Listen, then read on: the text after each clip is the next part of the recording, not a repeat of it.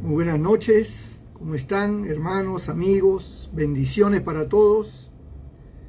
Esta noche sea una noche de paz, de alegría para nuestros corazones. Quiero compartir con ustedes rápidamente porque quiero hablar bastante de un tema muy interesante que se encuentra en el libro de Hebreos, capítulo 9, versículo 2 al 5. Dice la palabra del Señor: porque el tabernáculo estaba dispuesto así en la primera parte,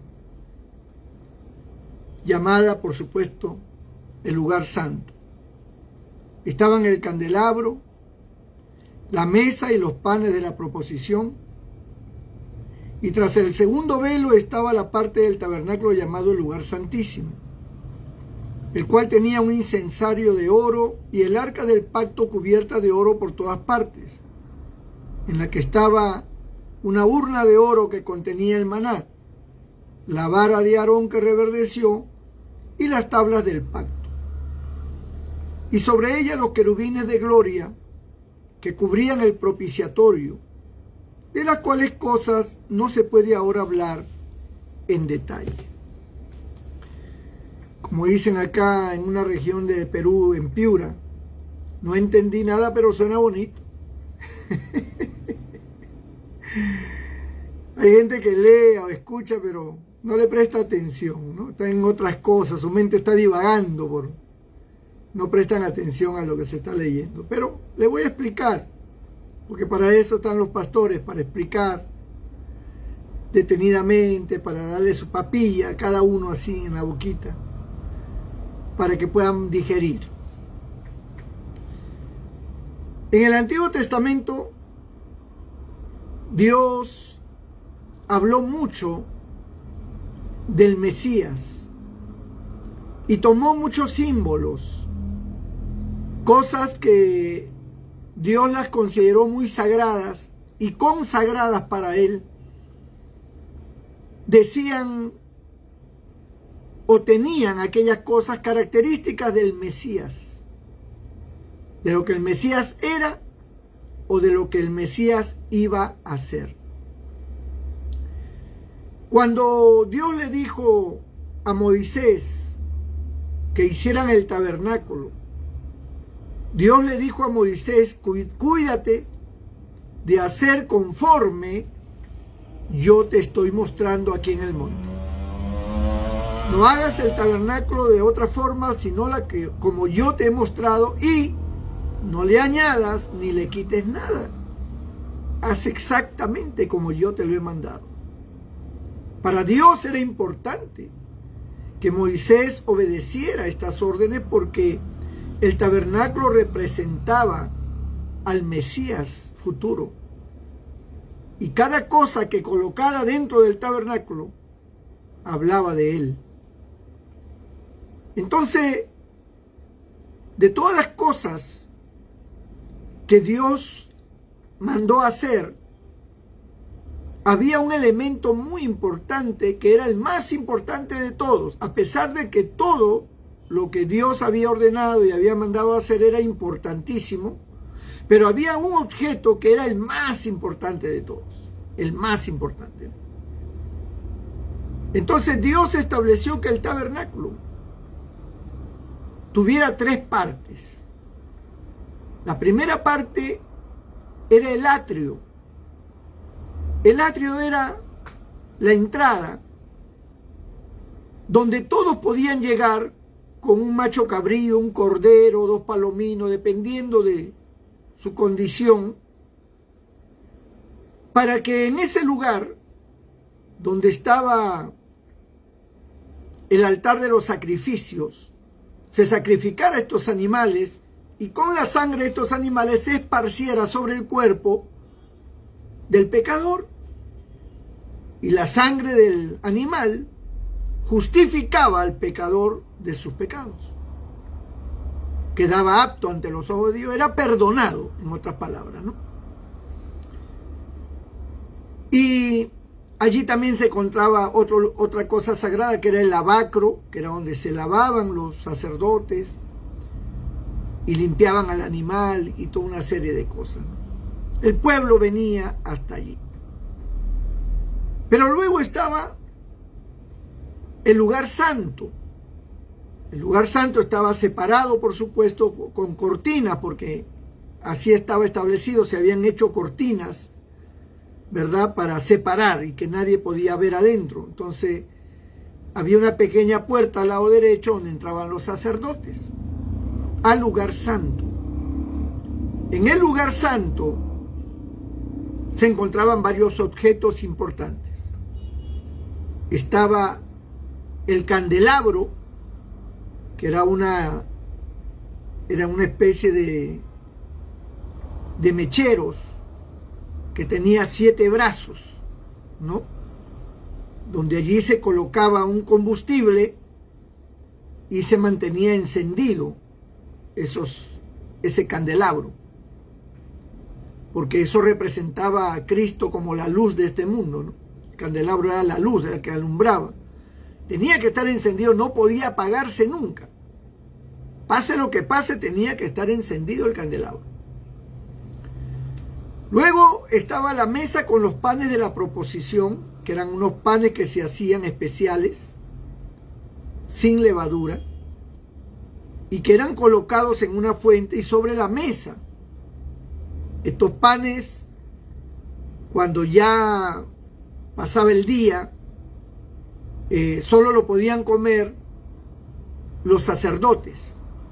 Nada más que ellos podían comer ese pan y renovaban con un pan nuevo al día siguiente. Luego estaba también el altar de bronce y, por supuesto, estaba el altar del incienso, ¿no? Donde allí quemaban ellos un incienso que salía un humo blanco y que representaba las oraciones de todos. Pero había una cortina que separaba el lugar santo del lugar santísimo, que era la tercera parte más importante que había, porque ahí iba a estar colocado, se iba a colocar el objeto más sagrado de todos, el arca del testimonio, también conocido como el arca del pacto. El arca del pacto o el arca del testimonio era una especie de caja casi cuadrada, era rectangular, pero era casi cuadrada, que tenía más o menos 1,5 metros de alto, 1 metro de alto, 1,5 metros de alto. Igualmente el ancho, el largo también más o menos tenía esa medida. Y esa caja estaba calefateada completamente de oro. Era una caja, una urna de oro.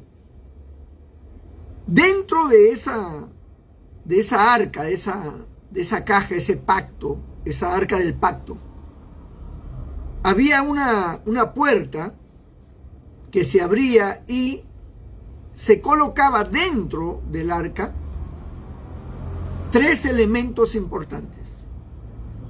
El maná, que era una vasija con maná que no se había dañado, que ese maná no se dañaba, estaba allí, Dios lo había puesto para testimonio. Estaba colocado el maná, estaba colocada la vara de Aarón que reverdeció y estaba colocado las tablas de la ley de los 10 mandamientos que Dios escribiera con su dedo en el monte Sinaí y que se le entregó a Moisés. Y que luego, cuando Moisés la lanzó contra el becerro de oro, se destrozó esas tablas, pero Dios volvió a hacer otras igualitas y se las dio a Moisés. Entonces, esas tablas estaban dentro del arca del testimonio, el arca del pacto. Luego, encima de esa caja que no tenía techo, había una fuente de madera, calefateada con oro también, una fuente que tenía en sus 2 extremos dos querubines, es decir, dos seres celestiales que estaban con sus alas extendidas hacia adelante y con su mirada hacia abajo, hacia donde estaba el arca. Ellos estaban con sus alas extendidas y las puntas de las alas de los dos querubines se tocaban la una con la otra y los dos querubines miraban hacia abajo. Entonces, habían unos anillos de oro en los cuatro costados de aquella caja, de aquel arca del pacto, donde al momento de cargar esa arca, porque no se podía tocar, se metían unas maderas redondas, unas varillas de madera gruesas, entraban por esos arcos de oro todo, y los levitas o sacerdotes, cuando había que mover el arca o había que mover el tabernáculo, ellos levantaban y lo llevaban sin tocar la caja, porque no se podía tocar el arca. El que la tocaba moría fulminado en ese momento. Así que el arca del pacto estaba allí. Noten que tiene dos nombres: arca de testimonio o arca del testimonio y arca del pacto. Estos dos nombres son válidos porque representan primeramente el testimonio del pecado del hombre y el pacto de salvación que Dios hace con el hombre. Eso representaba el arca del testimonio y el arca del pacto. Comencemos por el testimonio del pecado del hombre. Hace un momento hablé que dentro del arca habían colocado una urna, una vasija, conteniendo el maná. También las varas de Aarón que florecieron o reverdecieron y las tablas de la ley, los 10 mandamientos. Estos tres elementos o tres cosas colocadas allí eran el testimonio de que en 3 oportunidades el pueblo de Dios, el ser humano que Dios había bendecido, que los había librado, que los había llevado guardándolos por el desierto, se habían rebelado contra Dios. Y una de las rebeliones que están consideradas dentro del arca del testimonio es el tema del maná. Cuando los judíos, los hebreos, comenzaron a murmurar y a renegar por el maná, porque ellos dijeron: todos los días comemos maná, estamos hartos del maná, ya no queremos maná. Ahora lo que queremos es regresarnos a Egipto, porque en Egipto teníamos al menos carne, al menos teníamos cebollas, ajos, cosas de esas, ¿no? Cebollines, decían ellos. Y queremos carne, queremos comer otra cosa, ya estamos hastiados del maná, todos los días maná, maná. Pero el maná, amado hermano, era un alimento que caía del cielo. Llovía del cielo como si fueran copos de nieve. Caía el maná y ellos lo único que hacían era recoger la cantidad necesaria para ellos y su familia. Y el maná tenía un sabor agradable y era muy, pero muy nutritivo. El maná tenía todas las proteínas y vitaminas que ellos necesitaban. Era un alimento que caía del cielo. Y yo creo de que nunca más volvió a caer maná, porque fue estrictamente para ese pueblo que estaba en el desierto. Pero ellos se rebelaron y se atacaron a Moisés y le dijeron que ya no querían el maná, estaban hartos del maná, ¿no? Porque el ser humano se hastía rápido de todas las cosas. No importa cuánto tú le ayudes, cuánto tú hagas por esa persona, ellos va a llegar un momento en que se te van a rebelar. Se cansan, a pesar de que le están dando para que se alimente, se cansan, se aburren, se sienten mal y se rebelan. Estos hombres se rebelaron. Por eso Dios, ante esa rebelión, Dios responde a Moisés y le dice: Moisés, voy a matar a esta gente, pero antes le voy a enviar carne, y van a comer tanta carne que le va a salir por los ojos, por las narices, por las orejas. Y Dios trajo una bandada enorme de codornices, que según se entiende, ellos viajaban, porque las aves viajan, hermano, kilómetros de kilómetros para llegar a zonas tropicales cuando viene el invierno donde ellos están. Entonces las corrientes de aire le van indicando a ellos que ya tienen que emigrar. Y ellos siguen la corriente de aire caliente, ellos lo siguen. Por eso es que ellos no necesitan un mapa para llegar al trópico, porque ellos siguen el aire caliente que está circulando y que está llevándolos hacia la zona tropical. Pero Dios desvió esa corriente de aire de esa bandada de codornices, que eran millones de codornices, y los llevó y los llevó y los llevó hasta el desierto, ¿no? Les cambió la ruta y los llevó al desierto. Cuando las aves llegaron al desierto, ya ellos llegaban volando bajo, y todos vieron una nube de aves que venían y comenzaron en el aire nomás a agarrarles, a agarrar, y comenzaron a matar estos animales y a comerlos, a asarlos, a comerlos. Y de verdad que había carne hasta por gusto, como Dios así lo había indicado. Pero después de esta bendición de traerles carne, porque para Dios no hay nada imposible, Dios trajo una gran mortandad. Una gran mortandad, hermano. Murieron miles de personas. Entonces Dios dijo que quede como testimonio que este pueblo se me ha revelado una vez. Coloquen el maná dentro del arca del testimonio, porque este es el testimonio de que el hombre se me ha revelado. Colocar.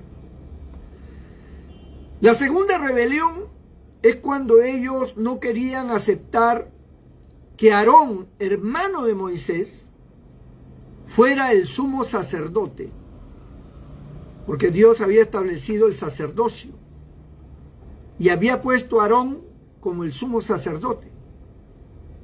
Pero Aarón era hermano de Moisés, el líder que guiaba a Israel.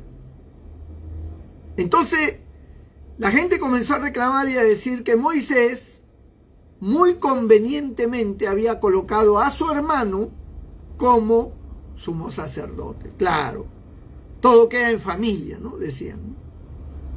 Y eso no debe ser. Aquí habemos hombres íntegros, aquí habemos hombres que también tenemos temor de Dios, que Dios también nos habla y que nosotros también, esa historia me parece conocida. Siempre he visto gente religiosa rebelándose y diciendo lo mismo.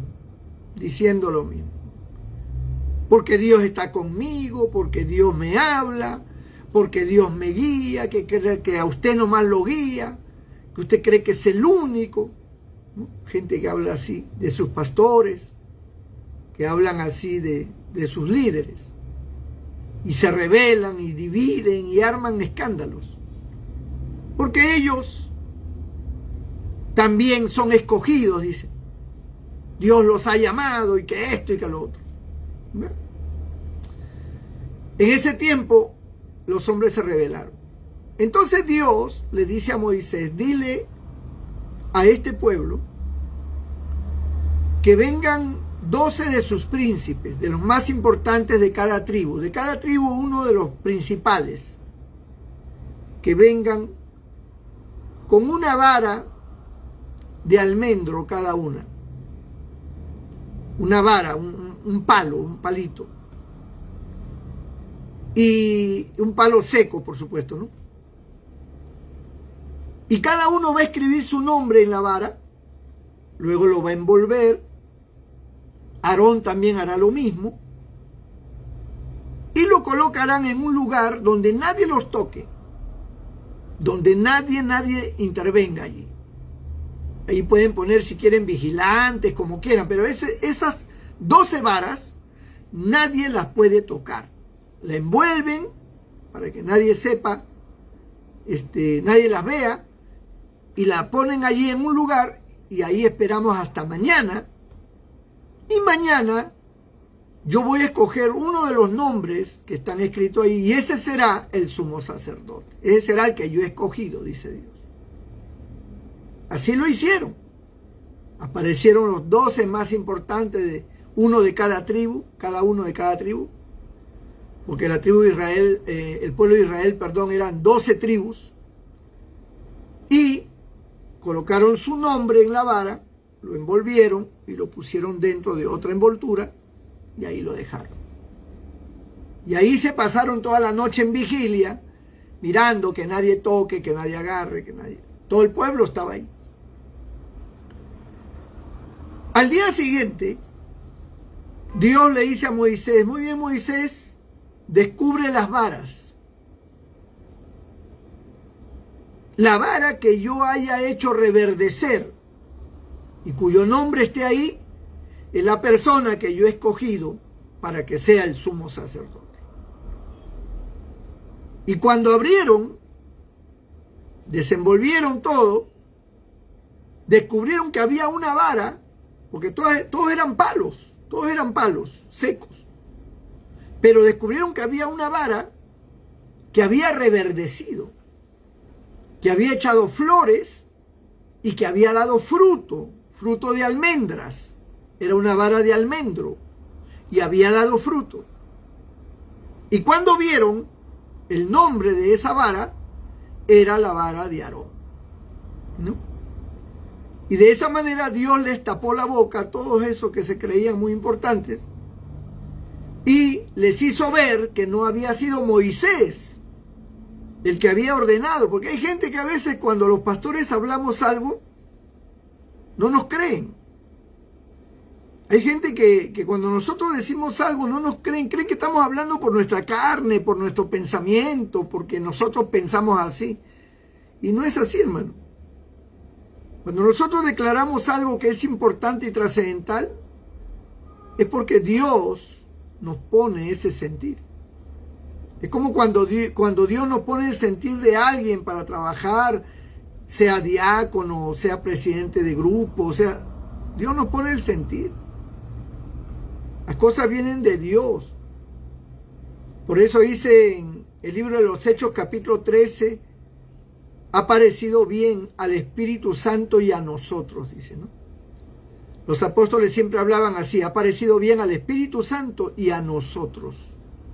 O sea, ¿cómo sabían que al Espíritu Santo le había parecido bien? Porque el Espíritu Santo era el que les movía, era el que les hacía sentir.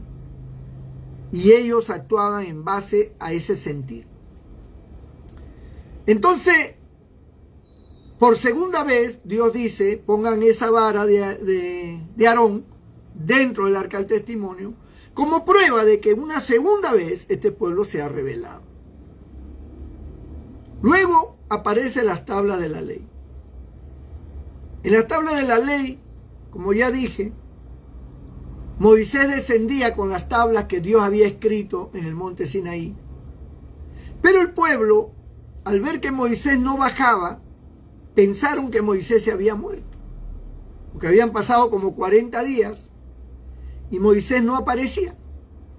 Dijeron: de repente se ha muerto, porque estamos hablando de un monte donde habían serpientes, donde habían animales fieros que podían atacar. No era un cerrito, era un monte grande, un cerro grande. Entonces pensaron que Moisés se había muerto. Y le dijeron a Aarón: Aarón, haznos un dios para volver a Egipto. Uno de los dioses de los egipcios era el becerro. Entonces Aarón ordenó que todos trajeran sus joyas que habían sacado de Egipto y lo fundieron. Todas esas joyas de oro lo fundieron e hicieron un becerro de oro. Y la gente comenzó a adorarla porque ellos sabían cómo se adoraba el becerro. Habían vivido tantos años en Egipto, habían visto. Y el becerro era había que adorarlo de una manera, había que hacer una fiesta alrededor del becerro, bailar alrededor del becerro, tomar y fornicar. O sea, la gente comenzó a tener relaciones sexuales y comenzó a tomar ya embriagados, porque así era el ritual de adoración al becerro. O sea, no es que ellos lo hacían porque estaban borrachos, no, es que así era el ritual. Y por supuesto borrachos, pues que con mayor facilidad. Pero en ese momento en que ellos están en toda esa alegría y toda esa fiesta y todo ese pecado, aparece Moisés con las tablas. Aparece Moisés y se le acabó la fiesta. Se acabó la música, se acabó la fiesta, vieron a Moisés y comenzaron a reconvenirle a Moisés que ellos habían hecho el becerro porque pensamos que tú estabas muerto y que no sé cuánto. Entonces Moisés, indignado de ver la incredulidad de esta gente, después de todo lo que Dios le había prometido y cómo los había sacado de Egipto, ahora querían volver y adorando a un Dios pagano. Moisés lanza las tablas contra el becerro y el becerro explota en 1000 pedazos. Se hace polvo, hermano. Y ese polvo del becerro, Moisés se los da a tomar a cada uno. Tomen su Dios. ¿Quieren su Dios? Tómenselo. Se los hacía tomar. Murieron miles de personas allí. Dios trajo su juicio. Se abrió la tierra, se los tragó. Fue algo terrible. Entonces Dios dice, esas tablas, colóquenla dentro del arca del pacto, del testimonio, como testimonio de que por tercera vez el hombre, este pueblo, se me ha revelado. Ahora, es curioso que en la ley, cuando se quería condenar a alguien, tenía que ser por el testimonio de 2 o 3 personas. Por lo general, 3 personas, el testimonio de ellos como testigos condenaba al infractor. Pena de muerte o la pena que fuera, de acuerdo al delito. Cuando Dios dice, coloquen esta tercera prueba, eran 3 casos que estaban como testigo. Dios tenía 3 testigos dentro del arca del testimonio. El maná, la vara de Aarón y la tabla de la ley eran testigos de que en cada ocasión el hombre se había rebelado. El hombre era un pecador, merecía la muerte, Una vez que colocaron estas 3 cosas dentro del arca, cerraron el arca. Y Dios ordena que el sumo sacerdote, una vez al año,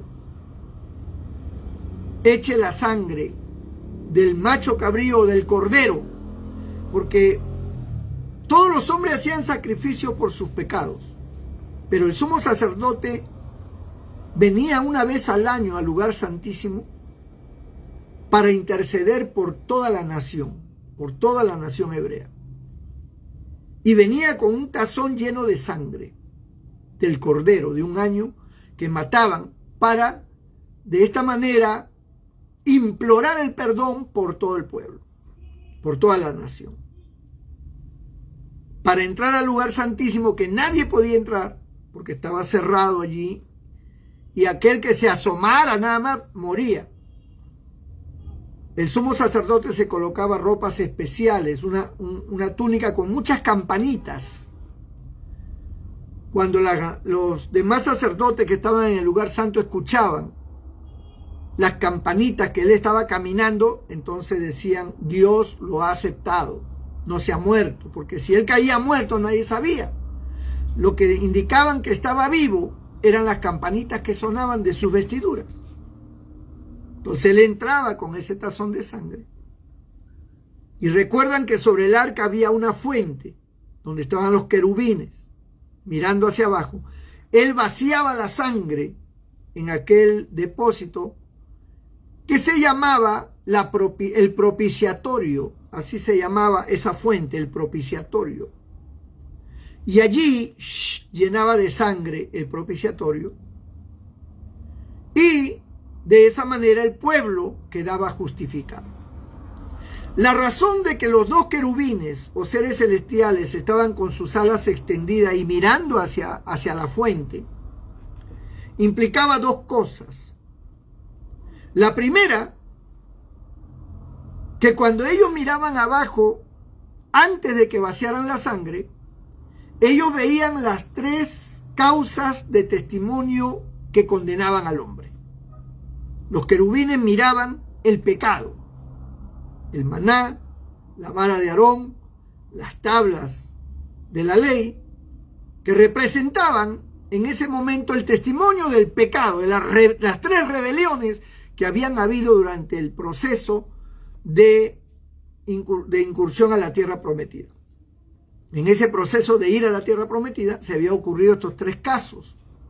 Y los querubines miraban y contemplaban que el hombre era culpable, que el hombre era pecador, porque se había rebelado contra Dios 3 veces y por el testimonio de 3 testigos el hombre era condenado. Pero cuando el sumo sacerdote vaciaba la sangre y cubría y llenaba el propiciatorio, los querubines ya no veían ya el pecado del hombre, sino más bien veían la sangre inocente que había sido derramada en favor de ese pecado, de esos pecados, de esa maldad del hombre. Y los querubines, al contemplar la sangre, entendían que había habido un sacrificio en favor del hombre. Por eso le decía que todo lo que había allí representaba al Mesías, ¿no? Y de esa manera la justicia de Dios quedaba satisfecha. El hombre era un pecador, pero la muerte de un inocente, de un animal, en este caso un cordero inocente, era cubierta sobre el propiciatorio y de esa manera era cubierto el pecado del ser humano, de su pueblo, y Dios lo perdonaba. Esa era la representación que había. Cuando llega el Nuevo Testamento, encontramos que este hecho se cumple en Cristo, en el Mesías. Dice que Él fue llevado como cordero al matadero y no abrió su boca. Él era el Cordero de Dios, como dijo Juan, que quita el pecado del mundo. He ahí el Cordero de Dios que quita el pecado del mundo. Él es el inocente que va a morir en lugar de todos los pecadores, de los que murieron, de los que están presentes y de los que van a venir. O sea, Cristo murió por todos, porque su sangre, hermano, la sangre de Cristo no era humana. La sangre de Cristo era una sangre muy especial, una sangre divina. Porque el que aporta la sangre en el ser humano es el Padre. Y como en este caso José no tuvo intervención en el nacimiento de Cristo, en la concepción de Cristo, pues solo el Espíritu Santo, como le dijo el ángel, el Espíritu Santo te hará sombra, le dijo a María, y entonces nacerá aquel santo ser, ¿no? Entonces la sangre no venía del ser humano, venía de Dios. Y esa sangre era muy especial. Esa sangre tenía y tiene un poder tan grande que perdonó a los que murieron, que perdonó a los que vivieron en ese tiempo y perdona a todos los que nazcan y pequen en el futuro. Pero que por supuesto se tienen que arrepentir. Entonces, encontramos aquí cómo se cumple en Cristo este hecho. La Biblia dice en Hebreos, que hemos leído, que el Señor entró al lugar santísimo, pero no de esta tierra, no de un tabernáculo hecho por manos humanas, terrenal, sino que Él fue hasta el mismo cielo, al lugar santísimo del cielo, y en el cual Él intercede por nosotros. Y ahí Él llevó su sangre para que Dios tuviera misericordia de todos nosotros. Por eso, amado hermano y amigo, yo le digo, existen muchas religiones que quieren quitar esa salvación tan grande por medio de Jesucristo. Hay quienes ponen a María como la intercesora y mediadora y salvadora. No es verdad. Ella no llevó la sangre. Quien llevó y vertió su sangre por nosotros fue Cristo. Hay quienes ponen a Cristo como un ángel, que no es Dios. Mentira. Dios se hizo hombre. Y hay quienes ponen a cualquier otro personaje menos a Cristo como tu Salvador. No. El único mediador entre Dios y los hombres es Jesucristo. El único que tiene un nombre que es sobre todo nombre para salvar es Jesucristo. Porque dicen en Hechos capítulo 4, verso 12, en ningún otro hay salvación, pues no hay otro nombre bajo el cielo dado a los hombres en que podamos ser salvos. Cristo es el único Salvador. Él derramó su sangre. Su sangre tiene poder para limpiarte de todo pecado. No importa lo que hayas hecho. No importa lo que hayas pecado. Si tú te arrepientes de corazón, la sangre de Cristo te limpia de todo pecado. Y eso es lo que los ángeles ven. Cuando el diablo te acusa, cuando el diablo te señala y dice, eres un pecador, una pecadora, y lo hace delante de Dios y delante de los ángeles lo que ven es la sangre. Y Cristo dice, como abogado que está intercediendo por nosotros, Señor, yo derramé mi sangre. Mi sangre lo perdona. Mi sangre lo justifica. Cuando el diablo te quiere acusar y decir, ¿te acuerdas lo que hiciste la vez pasada? Pero tú ya te arrepentiste de eso. Tú dile, sí, pero la sangre de Cristo me limpió. La sangre de Cristo me justificó. Ya no me puedes venir a acusar. La sangre de Cristo tiene poder. Y me ha limpiado y me ha santificado. Y yo soy limpio por la sangre de Cristo. No tienes parte ni suerte, Satanás, en mi vida. Díselo así. Y si alguno no se ha arrepentido de sus pecados, y el diablo te acusa, y puedes perder la oportunidad de ser salvo y irte al infierno de cabeza si te mueres, tú tienes oportunidad en este momento de pedirle perdón al Señor y dejar que la sangre de Cristo te limpie de todo pecado. Porque una vez que la sangre está vertida, ya no se ve el pecado, sino la sangre redentora de Cristo Jesús. Déjame orar por ti un momento. Pídele perdón a Dios mientras que yo oro por ti. Cierra tus ojos.